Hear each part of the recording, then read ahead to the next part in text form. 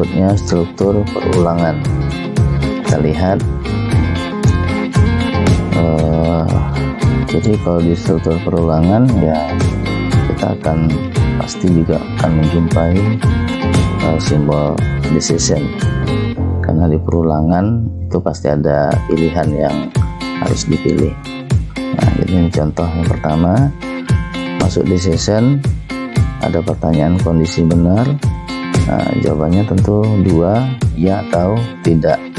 Kita lihat yang pertama, misalnya jawabannya adalah ya.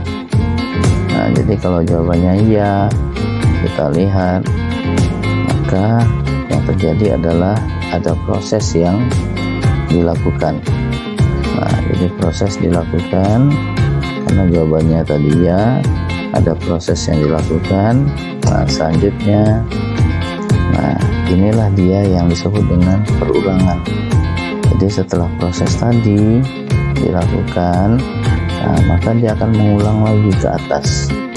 Nah, mengulang ke atas maka akan masuk lagi ke decision.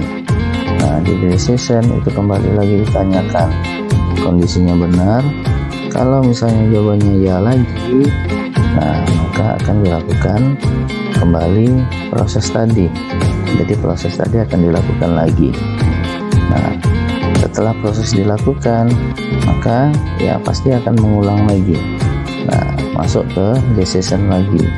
Nah, di decision ini akan ditanyakan lagi kondisinya benar. Nah, misal jawabannya tidak. Nah, kalau jawabannya tidak, maka selesai. Jadi kalau jawabannya tidak, maka dia tidak akan mengulang lagi, dia akan selesai. Nah, ini model yang pertama. Kita lihat model yang kedua. Di model yang kedua kembali, nah kalau model kedua ini akan ketemu proses dulu. Nah, jadi kalau di model pertama tadi kita ketemu dengan decision terlebih dahulu, nah di model yang kedua kita bertemu dengan proses. Nah, kita lihat, jadi yang terjadi yang pertama adalah proses dilakukan. Selanjutnya setelah proses dilakukan, maka akan ketemu decision. Nah, di decision ini dipertanyakan kondisinya benar. Kalau misalnya jawabannya ya, nah maka kita lihat apa yang terjadi, maka akan terjadi perulangan. Nah, kalau terjadi perulangan, maka akan dilakukan kembali proses. Nah, proses dilakukan kembali. Setelah proses dilakukan, maka ketemu lagi dengan decision. Nah, decision kondisi benar. Kalau misalnya jawabannya iya, nah maka kembali lagi akan terjadi perulangan. Maka akan dilakukan kembali proses. Nah, setelah proses dilakukan, maka kembali masuk ke decision. Nah, seandainya untuk decision yang ini jawabannya misalnya tidak. Nah, kalau jawabannya tidak, maka selesai. Nah, ini adalah model yang kedua. Nah, kita bandingkan dengan model yang pertama tadi. Nah, jadi ini model yang pertama, ini model yang kedua. Jadi bedanya kalau di model yang pertama ini kita ketemu decision, baru akan dilakukan proses.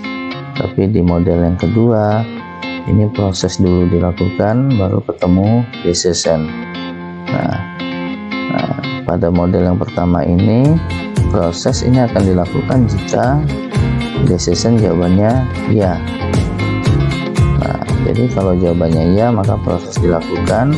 Kemudian setelah proses, maka akan terjadi perulangan. Nah, jadi proses ini akan selalu diulangi kalau jawaban dari decision ini adalah ya. Nah, kapan berhentinya? Nah, berhentinya adalah jika jawaban decision ini adalah tidak, maka dia akan selesai. Nah, ini model yang pertama. Nah, untuk model yang kedua, ya pada dasarnya hampir sama. Jadi ini proses terlebih dahulu dilakukan. kemudian masuk ke decision. Nah, kalau jawaban decision ini ya, maka akan terjadi perulangan, maka proses akan dilakukan lagi.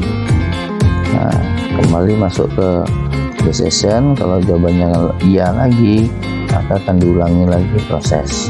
Nah, begitu seterusnya. Jadi kalau jawaban decision ini selalu ya, maka proses ini akan selalu diulang. Tapi kalau misalnya jawaban decision tidak, maka selesai. Nah, ini disebut dengan struktur perulangan. Jadi struktur perulangan itu ya diulang. Jadi ada proses yang diulang seperti ini. Oke.